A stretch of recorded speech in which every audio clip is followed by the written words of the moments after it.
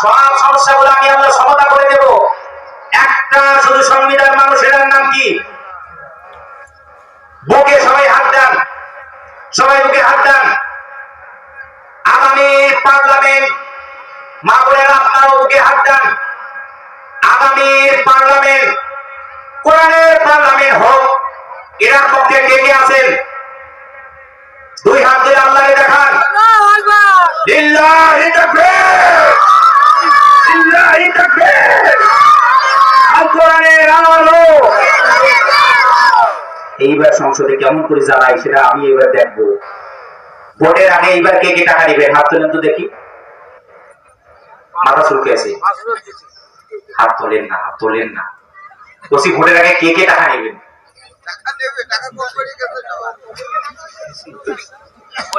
ভোটের আগে যদি টাকা নেন, ওই পার্লামেন্টে কি কোরআনকে নিয়ে যাওয়া সম্ভব?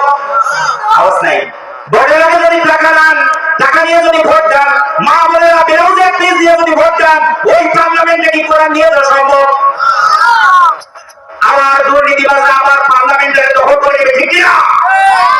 আবার ডাকাতরা কেন্দ্রবাজরা আবার পার্লামেন্টের দখল করে নেবে, নাকি ভোট বললাম? ভোটের আগে আমরা তাদের কাছ থেকে ভোট বিক্রি করে টাকা নেই, এরা আবার আবার নির্বাচিত হয়ে গেলে এরা আবার আমাদের পিঠে থাপড়ায়, পিঠে থাপড়ায় টাকা চাপের তো। ভোটের আগে জিনিস নেই, হ্যাঁ, আবার আমাদের বুকে থাপড়ায়, আমাদের গায়ে থাপড়ায়, পিঠে থাপড়ায় চাপের তো। কার টাকা খাস করে তোমার সাহস?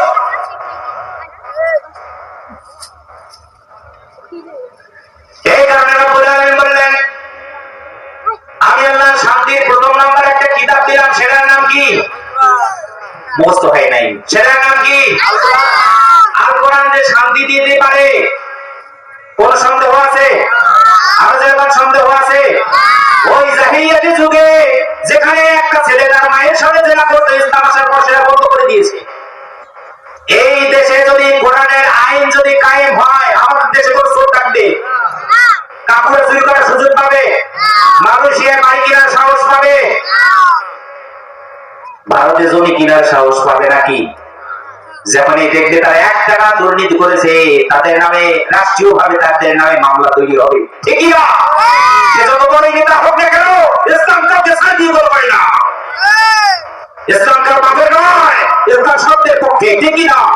ইসলাম ন্যায়ের পক্ষে, ইসলাম গরিবদের পক্ষে, ইসলাম যারা নিরহ, যারা এতিম, যারা মধ্যবিত্তদের পক্ষে, ঠিক না? তাহলে আগামীর পার্লামেন্টটা কোরআন দিয়ে গঠিত হোক, এটা আমরা সবাই চাইতো, নাকি শুধু মুখে মুখে আমার সাথে তাল মিলাচ্ছে? তাহলে কিন্তু ঈমান থাকবে না ভাই।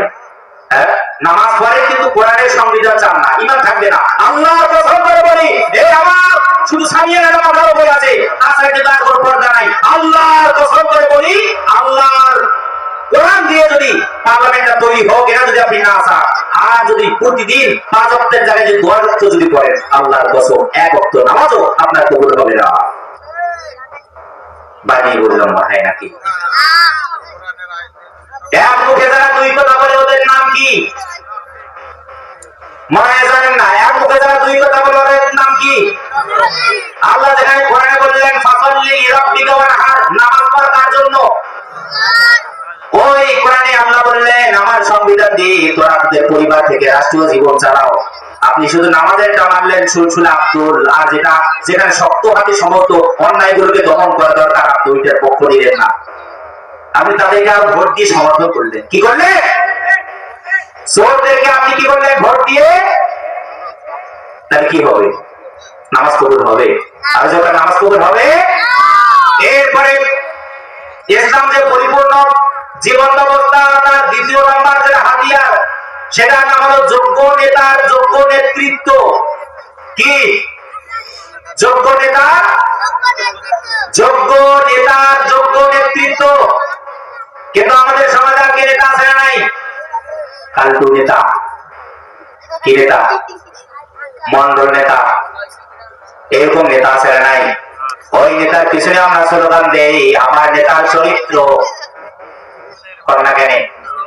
আমার নেতার চরিত্র।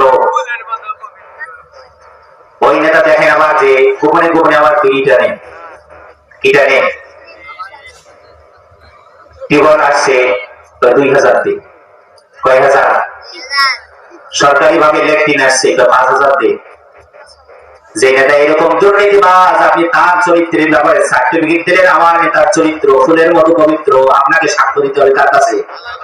আপনাকে আল্লাহর দরবারে দাঁড়াতে হবে, আল্লাহর কাছে। তুমি কাল চরিত্রের নামে সাক্ষ্য দিয়েছো, ওই নেতা চরিত্রবান ছিল না। নেতা হওয়া লাগবে এরকম নেতা, যে নেতার আদর্শ আমাদের সর্বশ্রেষ্ঠ নেতার আদর্শের সাথে মিলে, ঠিক কিনা? ভুল বললাম মনে হয় নাকি? নেতা বানান লাগবে ওই রকম নেতা, যে নেতার চরিত্র আমার সর্বশ্রেষ্ঠ নেতার চরিত্রের সাথে মিলে। আমার বিশ্ববিদ্যালয় জীবনে কোনদিন মিথ্যা বলছে নাকি? কোন মানুষের সম্পদ অন্যায় ভাবে খেয়েছে নাকি? কোন মানুষকে ঠকিয়েছে নাকি? কোন নারীর সম্পদ, কোন নারীর ইজ্জত সম্মান নষ্ট করেছে নাকি? কিন্তু আমাদের বর্তমান নেতাদের এইরকম অভ্যাস নাই। এটা তো নিঃসন্দেহে ভালো অভ্যাস। ভালো অভ্যাস নাকি? আরো যে ভালো অভ্যাস নাকি? দেখেন তো কারা কারা ওঠে। যারা হাজত ছাড়া যারা উঠবে, বুঝতে হবে তাদের ভিতরে ওই কোয়ালিটি গুলো আছে, ঠিক কিনা? এই কারণে আল্লাহর গোলাম, ইসলাম যে পরিপূর্ণ জীবন ব্যবস্থা, তার দ্বিতীয় নম্বর মাপকাঠি হলো যোগ্য নেতার যোগ্য নেতৃত্ব।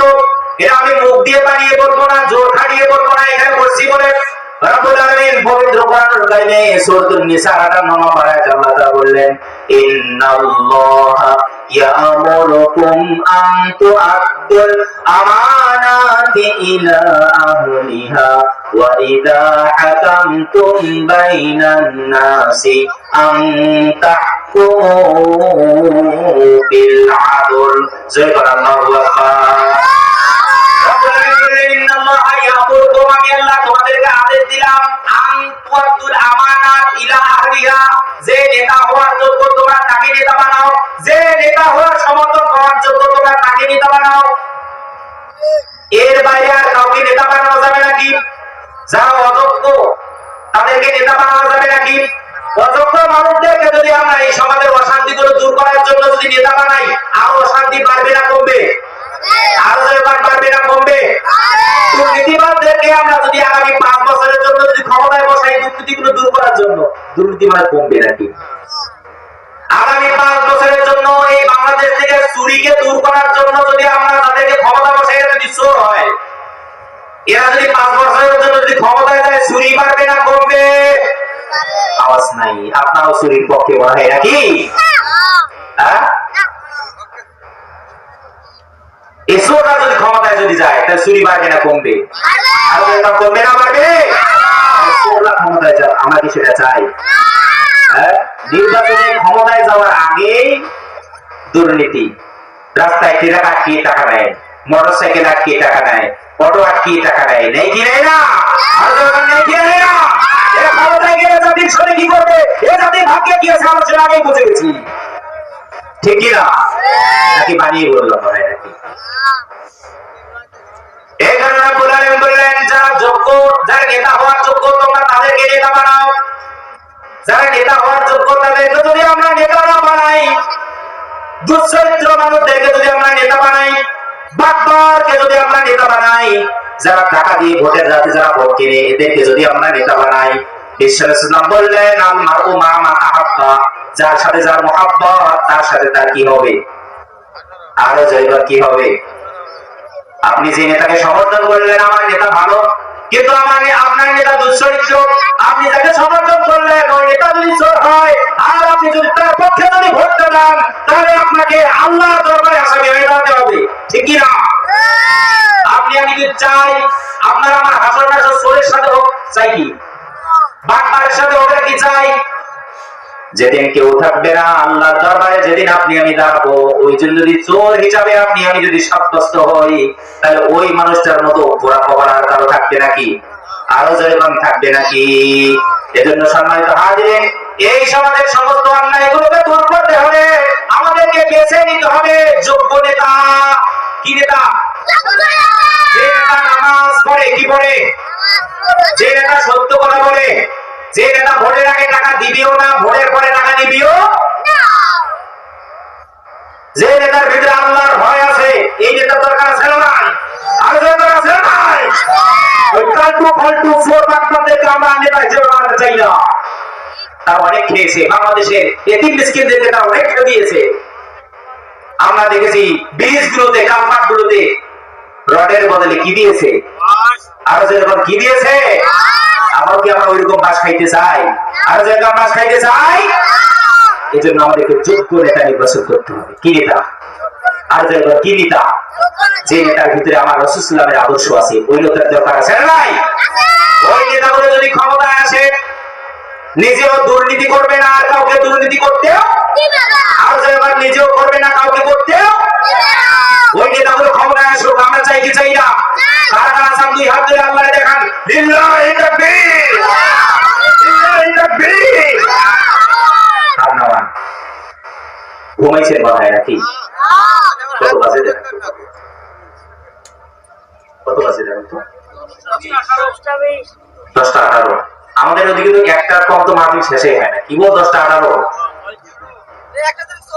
কি বল শুরু? হ্যাঁ, মা বোনের আবার যদি গালি দেয়, এখানে ফজরের নামাজ পড়ে তারপর বাড়িতে যাবো, ঠিক কিনা? তাই বক্তব্য শেষ, শ্রোতাও সবাই একবার তাকবীর দিই। লিল্লাহি তাকবীর, লিল্লাহি তাকবীর। আপনারা কষ্ট পাচ্ছেন নাকি? কষ্ট দিচ্ছি আপনাদেরকে নাকি? সম্মানিত হাজিরিন, কাউকে আমি কষ্ট দিতে চাই না। আমরা সবাইকে নিয়ে আল্লাহর জান্নাতে যেতে চাই, ঠিক কিনা? আরো যেটা ঠিক কিনা? আমরা সবাইকে নিয়ে আল্লাহর জান্নাতে যেতে চাই। আমি জান্নাতে যাব, আমার ভাইটা জাহান্নামে যাবে, আমি এটা কখনো চাই না। আমি জান্নাতে যাব, হুজুর আমার মুসল্লিরা জাহান্নামে যাবে, আমি এটা কখনো চাই না, ঠিক কিনা? আমি আলেমের সাথে হাসরের ময়দানে দাঁড়াই, আমি রাসূল ইসলামের সাথে আমার হাসর নাসর হবে, আর আমার মুসল্লিদের হাসর নাসর হবে চোরদের সাথে, বাটপারের সাথে। আমি বাঁচে থাকতে এটা কখনো হতে সম্মানিত হাজির, এখানে কেউ কষ্ট পাবেন না। আমি কাউকে কি কষ্ট দিতে, ওই যে আপনাদের মনে আছে সাদ ইবনে আবি ওয়াক্কাস রাদিয়াল্লাহু তাআলা, তার মা কি বলছিলেন, বাবা তুমি যদি ইসলাম ধর্ম যদি ত্যাগ না করো, আমি 3 দিন কিছু খাবো না, পানি পান করবো না, আর কি রোদের ভিতরে আমি যদি মারা যাই, তাহলে কি সব দোষ? আপনাদের মনে আছে? মনে রাখবে। আবার যদি হঠাৎ করে যদি শেষ করে দিই, আল্লাহর গোলাম, এই কারণে এই সমাজ থেকে চাঁদাবাজি গুলোকে দূর করতে হলে, দুর্নীতি গুলোকে দূর করতে হলে আমাদেরকে যে জিনিসটার দরকার, সেটি হলো যোগ্য নেতা, যোগ্য নেতৃত্ব। যে নেতা যখন নেতৃত্ব দিবে, নিজের স্বার্থের দিকে কোন রকম তাকাবে না, একমাত্র জনগণের স্বার্থের জন্য কাজ করবে, ঠিক কিনা? নিজের দিকে তাকাবে না, নিজের পকেটের টাকা খরচ করবে, কিন্তু জনগণের 1 পয়সাও তারা কি কখনো ক্ষতি।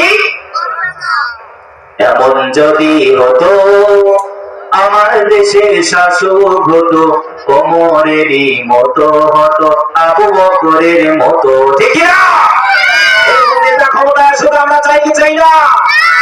এমন যদি হতো আমার দেশের শাসক হতো, ওমরেরই মতো হতো, আবু বকরের মতো।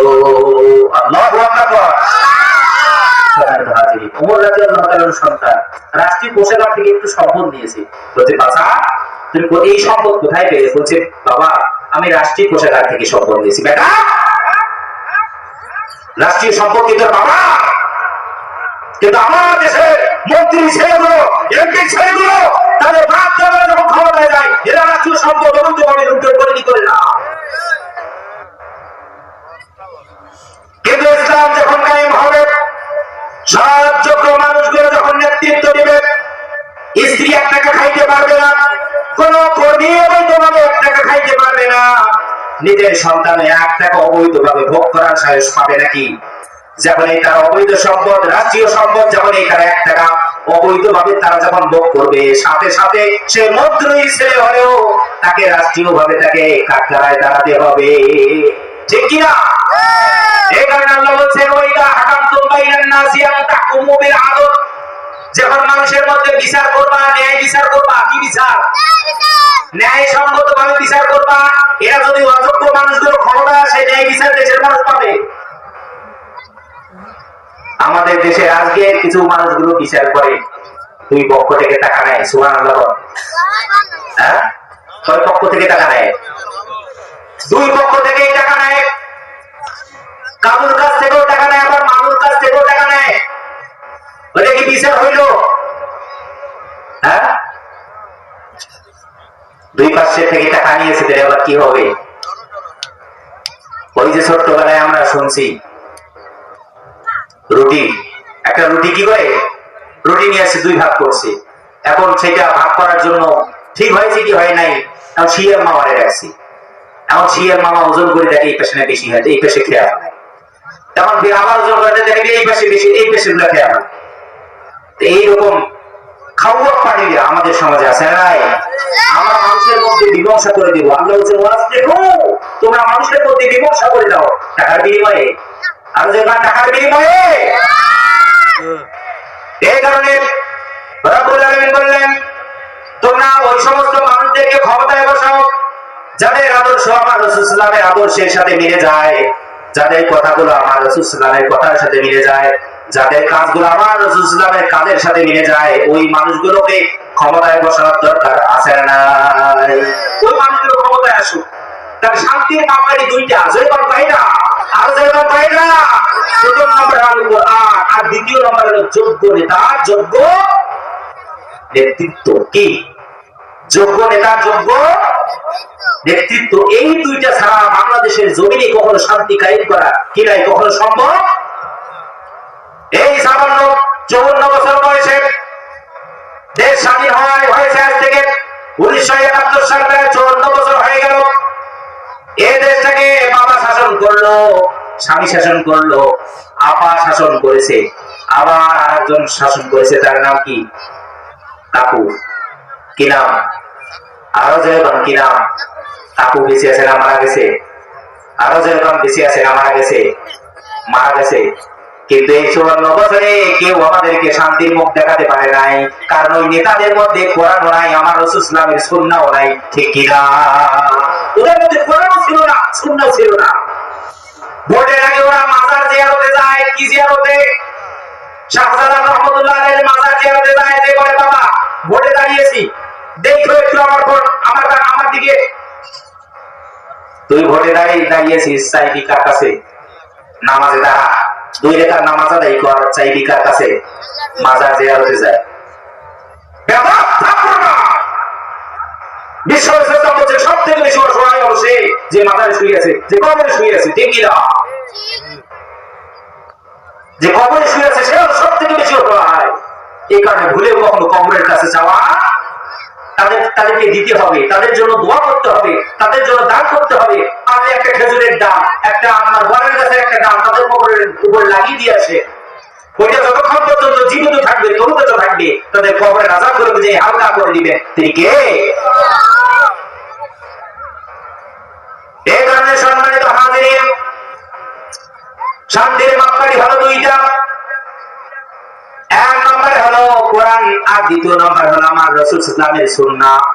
এই দুইটা দিয়ে আমার এই বাংলাদেশের জমিনটা পরিচালিত হোক, আগামীর সংসদটা এই দুইটা জিনিস দিয়ে গঠিত হোক, আমরা এটা চাই কি চাই না?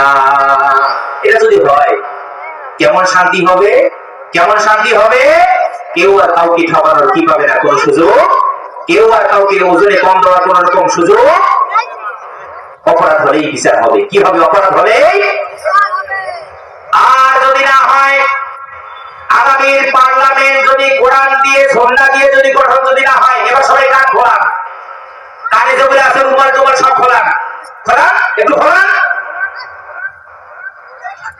আল্লাহর কসম করে বলি, আগামীর পার্লামেন্ট যদি কোরআন সুন্নাহ দিয়ে যদি গঠিত যদি না হয়, আর এরকম তাফসীর মাহফিল যদি প্রত্যেকটা ঘরে ঘরে যদি হয়, একদিন নয়, বছরে একদিন নয়, প্রতিদিন যদি হয়, আর জুমার দিন প্রত্যেকটা মসজিদে, বাংলাদেশে প্রায় 3.5 লক্ষ মসজিদ আছে, এই মসজিদ গুলোতে যদি ইমামেরা খতিবরা যদি খুতবা দেয়, আল্লাহর কসম করে বলি দিনের পর দিন আমাদের দেশে অশান্তি, মারামারি, কাটাকাটি বাড়তেই থাকবে। এই দেশ থেকে কখনো অশান্তি গুলোকে দূর করা সম্ভব হবে নাকি? হবে না, কেউ পাবে না। কারণ শান্তির মাপকাঠি হলো কোরআন এবং সুন্নাহ। ঠিক কি না? আমার এটার পক্ষে না বিপক্ষে? আর যখন আমরা এর পক্ষে না বিপক্ষে, আজকের এই মাহফিলে আমরা আল্লাহকে সাক্ষ্য দেব, আল্লাহ আমরা কোরআন সুন্নাহর পক্ষে, আবার কোরআন সুন্নাহর বিপক্ষে আমরা কখনো যেতে। আপনাদের মনে কষ্ট হচ্ছে নাকি? শেষ করে দেই, শেষ করে দেই। সম্মানিত হাজিরিন, তাহলে আমরা আগামীর ক্ষমতা কার হাতে দিব? জানি না আপনাদের দিকে ওয়াজ মাহফিল গুলো কেমন হচ্ছে, কিন্তু বর্তমান জামানায় এই কথাগুলো